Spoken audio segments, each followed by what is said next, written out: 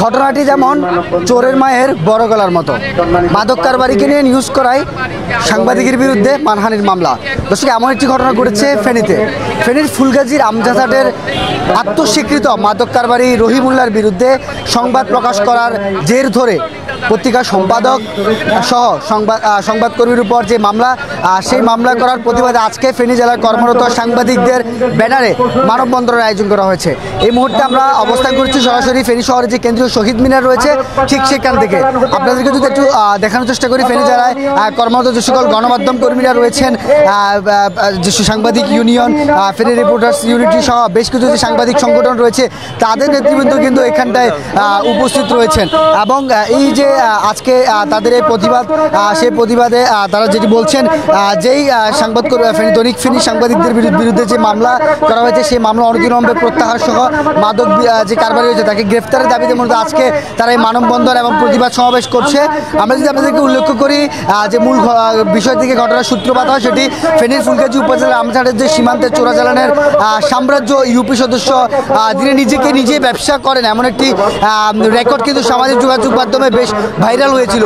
ঠিক সেই ব্যক্তি যখন গণমাধ্যমের বিরুদ্ধে এসে মামলা করে, সেই বিষয়ে আজকে ফেনী জেলার সাংবাদিকরা ঐক্যবদ্ধ হয়ে দৈনিক ফেনী সহ যাদের বিরুদ্ধে মামলা করা হয়েছে তাদেরকে সংহতি জানার জন্য এখানটা কিন্তু একত্রিত হয়েছে। আমরা যদি আপনাদেরকে একটু যারা এই রহিমুল্লার মামলার জালে আটকা পড়েছে, অর্থাৎ রহিমুল্লার মামলার শিকার হয়েছেন তাদের একটু নামগুলো আপনাদেরকে জানানোর চেষ্টা করি। আমরা যদি আপনাকে জানানোর চেষ্টা করি, তারা হচ্ছেন দৈনিক ফেনীর সম্পাদক আরিফুল আমিন রেজভী, নিজস্ব প্রতিবেদক তারেক চৌধুরী, দৈনিক ফেনীর রিপোর্টার মামুনুর রহমান, ঢাকা পোস্টের রিপোর্টার জামশেদ আলম ও ওমর ফারুকের বিরুদ্ধে 1 কোটি টাকার মানহানির যে মামলা সেটি কিন্তু করেছিল সেই মাদক কারবারি। এবং সেই ঘটনায় আজকে ফেনীর পেশাদার এবং কর্মরত সাংবাদিকরা এখানটায় এসে ঐক্যবদ্ধ হয়েছে এবং তারা এই মাদক কারবারিকে দ্রুত গ্রেপ্তারের এবং বিচারের দাবির জন্য এই মানববন্ধনের আয়োজন করেছে। এবং সব মিলিয়ে এখানটা আমরা দেখতে পাচ্ছি জেলার একদম ইলেকট্রনিক্স, প্রিন্টস এবং সাংবাদিক যে সকল সংগঠনগুলো রয়েছে তারা কিন্তু এখানটায় এসে দাঁড়িয়েছে এবং যে মাদক কারবারি রয়েছে তার দ্রুত এবং অনতিবিলম্বে শাস্তির দাবি তুলেছে। আমরা একটু চট্টগ্রামে বিভিন্ন জায়গায় সাংবাদিকতা করছেন, আমি তাদের কাছে অনুরোধ করবো যে চিহ্নিত আত্মস্বীকৃত যে চোরা কারবারি মাদক ব্যবসায়ী তার বিরুদ্ধে অনুসন্ধানী সাংবাদিকতা করে দর্শক, আমরা একটু কথা বলার চেষ্টা করবো। এখানটা আমরা দেখতে পাচ্ছি যে এই প্রতিষ্ঠানের বিরুদ্ধে সংবাদ করা হয়েছে দৈনিক ফেনীর আরেক নিজস্ব প্রতিবেদক, আমরা তার সাথে একটু কথা বলার চেষ্টা করবো। দৈনিক ফেনীর আরেক নিজস্ব প্রতিবেদক, আমরা তার সাথে একটু কথা বলার চেষ্টা করবো। আজকে আপনারা এখানে কেন দাঁড়িয়েছে? আসলে আপনারা জানেন ইতিমধ্যে দৈনিক ফেনীর আমরা যে সংবাদটি প্রকাশ করেছিলাম সেটা হচ্ছে যে রহিমুল্লাহ সে একজন ইউপি সদস্য এবং সে একজন স্বীকৃত মাদক কারবারি। আমরা যখন সংবাদের প্রেক্ষিতে তার বক্তব্য নেওয়ার জন্য তাকে ফোন কল করি, আমাদের প্রতিবেদক তারেক চৌধুরী যখন তাকে ফোন কল করে তখন সে নিজেই স্বীকার করেছে সে আসলে এটি তার পেশা, সে মাদক চোরাচালান সহ মানব পাচারের সাথে জড়িত। এবং সেই প্রেক্ষিতে আসলে সাংবাদিক হিসেবে আমাদের কাজটা হচ্ছে একজন ভিকটিম যে কথাটি বলবে আমাদের কাজ সেটুকুই লেখা, আমরা সেটুকুই লিখেছি। কিন্তু সে তার সকল দলীয় পরিচয় ব্যবহার করে তার ক্ষমতার ঊর্ধ্বে গিয়ে সে আজকে গতকালকে আদালতে দৈনিক ফেনীর সম্পাদক আরিফুল আমিন রেজভী সহ আমাদের প্রতিবেদক তারেক চৌধুরীকে প্রধান আসামি করে মামলা করেছে। সে এটা এস্টাবলিশ করতে চেষ্টা করেছে যে আসলে সে একজন মাদক কারবারি হলেও তার ক্ষমতা অনেক বেশি। কিন্তু আদালত দুঃখজনকভাবে হলো আদালত সে মামলাটি কোনো কিছু বিচার বিবেচনা না করে সে মামলাটি গ্রহণ করেছে। আমরা আজকে এখানে মানববন্ধনে দাঁড়িয়েছি এই কারণেই যে আসলে এই সাংবাদিকদের কণ্ঠরোধ করার জন্য যেভাবে আসলে দলীয় পরিচয় ব্যবহার করে যারা এইসব কাজ করছে এবং যারা শিক্ষিত মাদক কারবারি তাদের গ্রেপ্তার না করে বরং তারা কিভাবে সাহস পায় যে সাংবাদিকদের কণ্ঠরোধ করে মামলা দায়ের করার, তার প্রতিবাদে আমরা আজকে এখানে দাঁড়িয়েছি এবং আমরা দাবি করছি অবিলম্বে এই মামলাটি প্রত্যাহার করা হোক এবং যে মাদক কারবারি রহিমুল্লাহ রয়েছে তাকে অবিলম্বে গ্রেপ্তার করা হোক।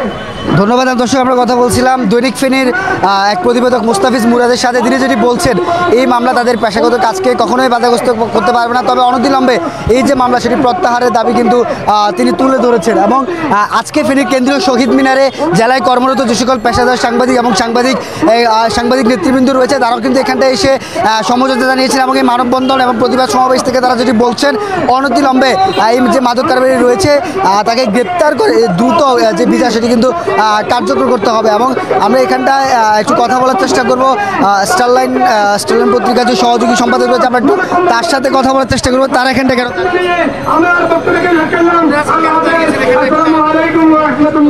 ধন্যবাদ। ফেনীর প্রত্যয় অত্যন্ত দুঃখের সাথে জানাতে হচ্ছে, আমরা গত পরশুদিনও আমার দেশের সম্পাদক মাহমুদুর রহমানের বিরুদ্ধে মামলার প্রতিবাদে এখানে দাঁড়িয়েছিলাম। আজও দৈনিক ফেনীর সম্পাদক আরিফুল আমিন রিজভী, প্রধান প্রতিবেদক তারেক চৌধুরী সহ 5 জনের বিরুদ্ধে আত্মস্বীকৃত মাদক কারবারি রহিমুল্লাহ মেম্বার মামলা দিয়ে হয়রানি করার অবতারণায় লিপ্ত রয়েছে। আমরা এখান থেকে জানাতে চাই, কোনো সাংবাদিকের বিরুদ্ধে এই পর্যন্ত কোনো রাঘববোয়াল মামলা দিয়ে 1 মিনিটও জেল কাটাতে পারে নাই। রহিমুল্লাহ একজন চোরা কারবারি, একজন মাদক ব্যবসায়ী, একজন নারী প্রচারকারী, একজন সাধারণ মেম্বার। তার এত বড় দৃষ্টতা কি করে হয়? কে তাকে ইন্ধন দিয়েছে? কে তার পিছনে ইন্ধন দিয়ে মামলা করাইছে?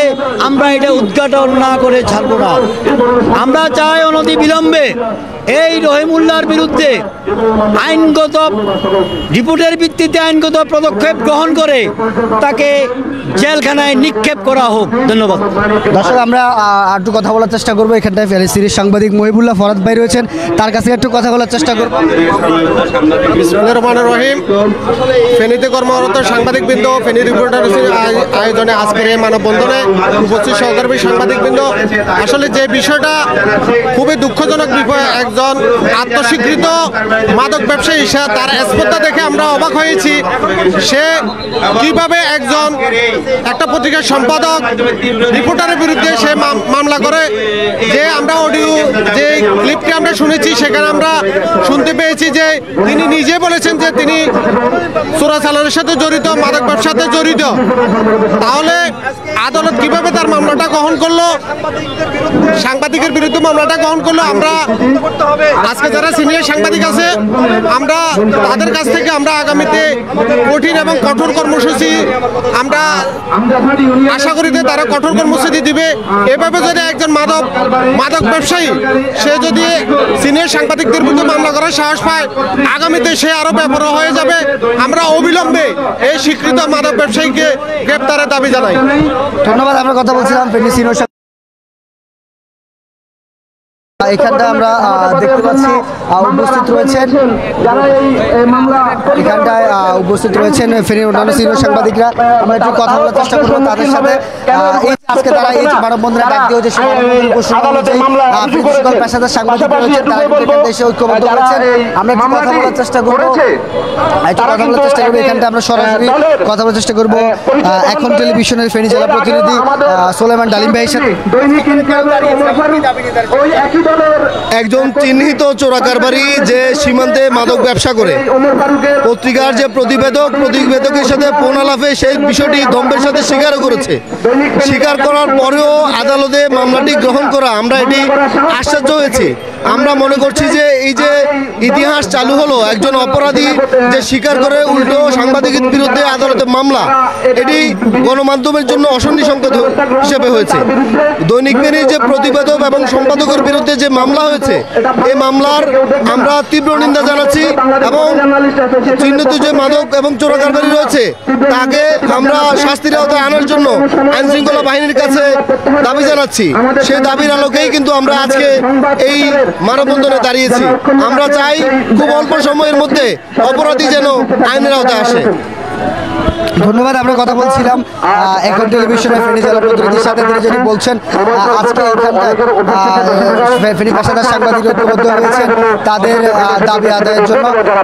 এই মুহূর্তে আমরা যেটি দেখতে পাচ্ছি যে কেন্দ্রীয় শহীদ মিনার প্রাঙ্গণটি রয়েছে, সেটি কিন্তু এবং এখানটায় ফেনীর জেলার যে সকল সাংবাদিকরা রয়েছেন তারা ছাড়াও স্বেচ্ছাসেবী সংগঠনের বেশ কিছু সদস্যকে কিন্তু আমরা এখানটায় দেখতে পাচ্ছি। আজকে এখানটায় কর্মরত সাংবাদিকরা যেটি বলছেন, খুব দ্রুত এই মামলা প্রত্যাহার সহ সে আসামিকে যদি গ্রেপ্তার না করা হয়, তাহলে যারা সাংবাদিকরা কঠোর থেকে কঠোরতম আন্দোলনের ডাক দেবে। এ ছিল এখনকার মতো আমার কাছে ফেনীর কেন্দ্রীয় শহীদ মিনার থেকে দৈনিক ফেনীর সাংবাদিকদের বিরুদ্ধে যে মিথ্যা হয়রানিমূলক মামলা করা হয়েছে সেই মামলার বিরুদ্ধে এবং প্রতিবাদে আজকে যে গ্রেফতারের দাবিতে মানববন্ধন এবং প্রতিবাদ সমাবেশ করার আয়োজন করা হয়েছে সেটির সর্বশেষ তথ্য।